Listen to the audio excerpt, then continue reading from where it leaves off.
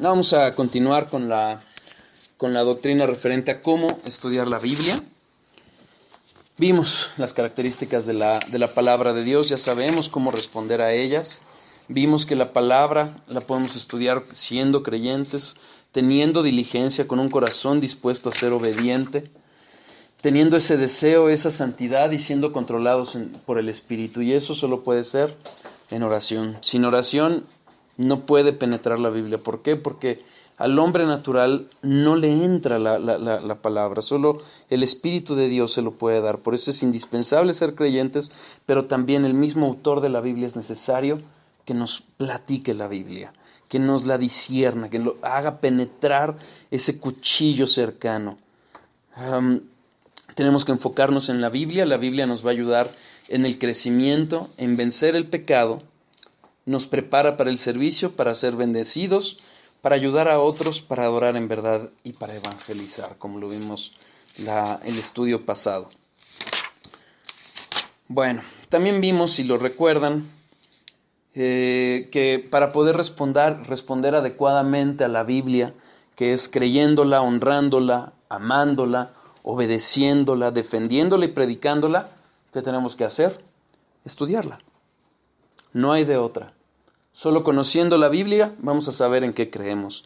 Solo sabiendo qué y por qué hizo Dios es que vamos a poder honrar la palabra. Sabiendo qué es lo que amamos es que podemos amarla. Conociendo lo que debemos de obedecer es que verdaderamente llegaremos a esa adoración con un corazón obediente, con una mente obediente a Dios. Y sabemos que es imposible predicar y defender la palabra si no la conocemos.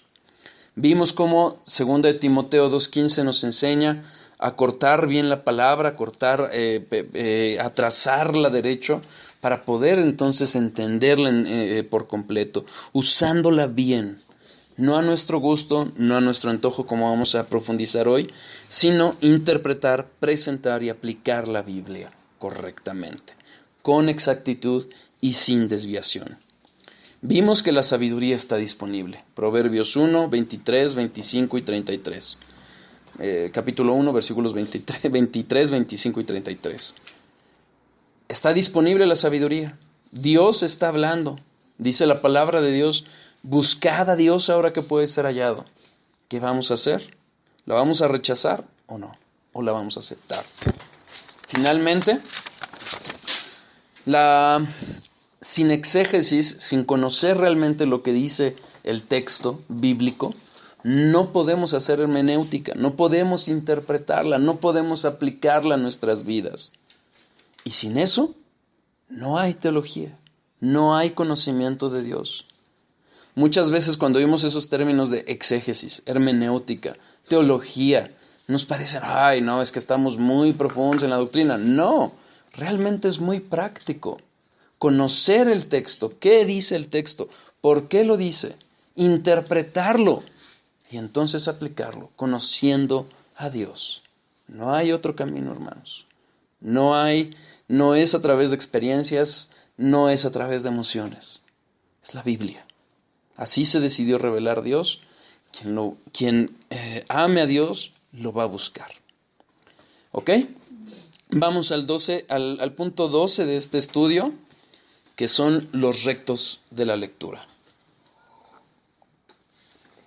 Para estudiar y aún leer, no solo estudiar, para aún leer la Biblia tenemos que prepararnos. Primera de Pedro 2:1, por favor. ¿Me prestarías a tu más? Claro. Gracias. Primera de Pedro 2:1.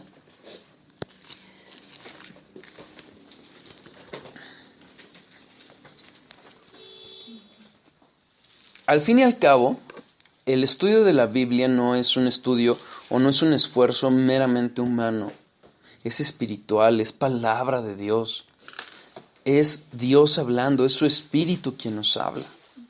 Entonces, así como debe haber una preparación, una disposición desde nuestro punto de vista racional o volitivo de nuestra voluntad, tiene que haber también una disposición espiritual. Veamos.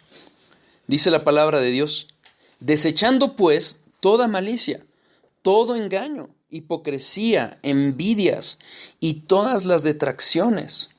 Desead como niños recién nacidos la leche espiritual no adulterada, para que por ella crezcáis para salvación. Si se acuerdan, vimos a este punto para hablar del crecimiento espiritual, pero vamos al punto primero. Desechando de nosotros. Tenemos que esforzarnos realmente por desechar el pecado en nuestras vidas. Sabemos, lo hemos visto, lo vimos que una de las funciones de la palabra es vencer el pecado. Entonces pareciera contradictorio que tenemos que vencer el pecado para entonces poder estudiar la Biblia, porque entonces ¿cómo vamos a estudiar la Biblia para vencer el pecado? No es contradictorio y ahí se los voy a explicar por qué. No sirve de nada acercarnos a la Biblia con una intención meramente intelectual, a ver qué dice, a ver qué me platica hoy Dios. No.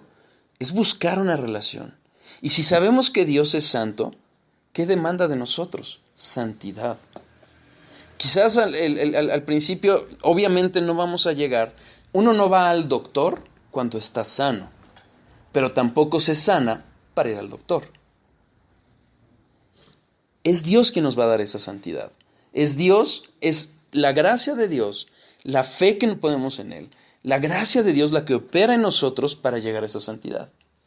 Pero si no nos acercamos con esa intención de realmente poner de nuestra parte, esforzarnos para dejar el pecado, hermanos, Dios no nos va a hablar.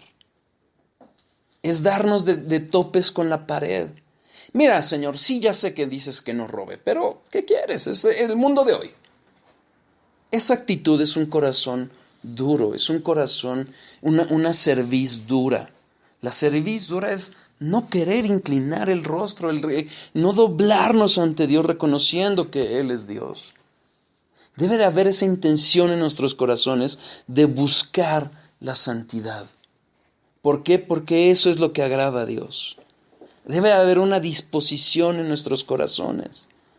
Por eso dice Pedro, desechando toda malicia, todo engaño, toda hipocresía, las envidias, las detracciones. Y entonces, la consecuencia, desead. Sin dejarnos, sin estar dispuestos a dejar el pecado, ese deseo no va a llegar, porque lejos de querer buscar a Dios, vamos a estar buscando nuestra carne. Finalmente el pecado es egoísta y tenemos que cuidarnos, ya lo veremos más adelante, también incluso de buscar intelectualmente a Dios. A mí me pasa continuamente, muchas veces me pongo a veces a escuchar alguna predicación y todavía no he orado. Tenemos que acercarnos a Dios. Es Dios el que nos va a hablar. Por eso, si Dios nos está pidiendo desechar entonces todo pecado, ¿qué tenemos que empezar? Orando y confesando. Primera de Juan 1:9 dice que Dios es fiel y justo para quien confiesa sus pecados. Obviamente una confesión acompañada de arrepentimiento. Y ese arrepentimiento ¿qué es? Es el cambio de mente. Homologarnos con Dios, homologarnos a Dios, no solo estar de acuerdo en que, ya sabemos que esto es pecado, pero además estar dispuestos a realmente a ser congruentes con lo que sabemos que está mal. ¿Es duro a veces? Sí, pero tenemos que rendir nuestra carne. El pecado nos impide estudiar la palabra, nos impide entenderla, nos impide incluso orar. A veces queremos acercarnos a Dios con peticiones y todavía traemos ahí algo que ya sabemos que estuvo mal. No debemos dejar justamente que nuestro pecado, que los pecados chiquitos como se les llega a conocer, que es un error pensarlos así, no pasa nada. No, todo pecado debemos de llevarlo a los pies de Cristo. Toda situación en nuestro corazón la debemos de llevar a Cristo. Descansad en Cristo. Si nosotros dejamos esos pecaditos o esos pecadotes en nuestro corazón, ¿qué pasa? Se endurece nuestro corazón. Se va creando esa capa dura que impide que tengamos una tierra fértil. En la parábola del sembrador lo vemos. Hay tierra dura, tan dura como el cemento, como el asfalto. ¿Qué tierra, qué semilla va a entrar ahí? Ninguna. Solo un corazón verdaderamente dispuesto a acercarnos a Él es el que Dios va a aceptar. ¿Por qué? Porque un corazón contrito y humillado no rechaza a Dios. Santiago 1:21. Ay, es que qué difícil eso. En oración y en estudio. O sea, pero ¿y si no tengo ese corazón? Mira, no dice la palabra no os afanéis, pero el doblar rodilla, de verdad, estamos en la gracia de Dios. Si hoy estamos aquí, es porque Dios ha puesto esa semilla de búsqueda de Dios. No porque somos sí nosotros. Nos abrió a nosotros los ojos. Nos ha abierto Justo los a ojos. nosotros, ¿no? Exacto. Y no a tantos que están allá. Exactamente. Y si estamos en eso, confiemos también en Dios. Confiemos en Dios en que Él enseña. A quien busca, encontrará. A quien toca, se le abrirá. Entonces, hay una parte de nosotros que debemos de doblar rodilla. Y lo sabemos. Pero debemos de poner nuestra parte. Debemos de poner nuestra parte. Y Y no para gloria nuestra, ¿eh? Pero tenemos que poner nuestra parte, porque también nos dio voluntad Dios. Aquí está en el camino de la vida. Escoge el camino de la vida. No vamos a poder llegar a decirle a Dios, ay, es que no me diste las ganas suficientes. No. No. Ay, no, Es gracia. Nunca lo olvidemos. Pero esa gracia, esa misma gracia es la que nos está recordando, ponte a orar. Ponte a orar. Hermanos, no soy ajeno a esas luchas. Yo lucho todos los días por orar. Dice Paul Washer, esa es mi primera batalla y es la primera que debemos de vencer. En el momento en que empezamos a hacer otras cosas, hermanos, estamos perdiendo la batalla. No, pero sí te busqué después. Sí, porque tenías que dar alimentos y te dio pena o no sé. Pero ¿realmente tenemos ese corazón que está queriendo buscar a Dios? ¿O queremos escondernos como Adán y Eva? Tengamos cuidado. Yo creo que Dios pone la necesidad de nosotros, ¿no? Para doblar rodillas, porque hay veces que sientes que no sabes ni dónde estás parado y te sientes solo, te sientes desprotegido. Y lo peor de todo, Y es ahí donde doblas rodillas. pero lo peor de todo, y te lo digo se lo digo por experiencia, es que en nuestra soberbia decimos no al rato. No al rato. ay, sí. Y es soberbia, es orgullo. Y es como lo que dices, ¿lo hago ahorita o lo hago con un cincel y un martillo? Exacto, O exacto, sea, que vengan los problemas y que no nos pueda... exacto. Y al rato decimos, ay Señor, Ahí sí me voy a... ¿por qué lo hiciste? Por amor.